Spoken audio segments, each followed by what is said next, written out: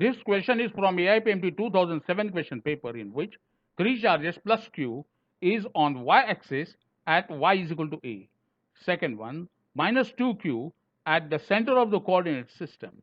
And third, plus Q is on x-axis at x is equal to A, and asked to calculate magnitude and a direction of electric dipole moment of this assembly of charges. Let's draw first diagram. We have drawn the figure as per the description given in the question.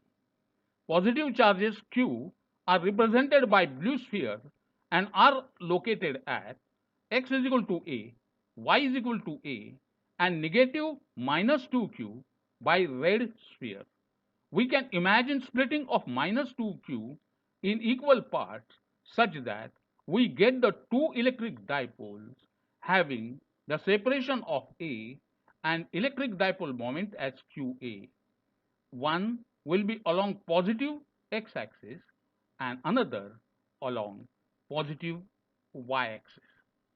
According to parallelogram law of vector addition, we get the resultant vector from 0, 0, 0 to a, a, 0.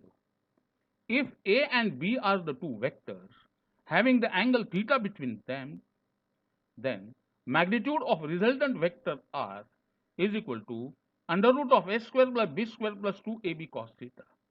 Substituting the value of A as QA and B as QA and theta as 90 and simplifying it further, we get the magnitude of resultant dipole moment as under root of 2 into QA.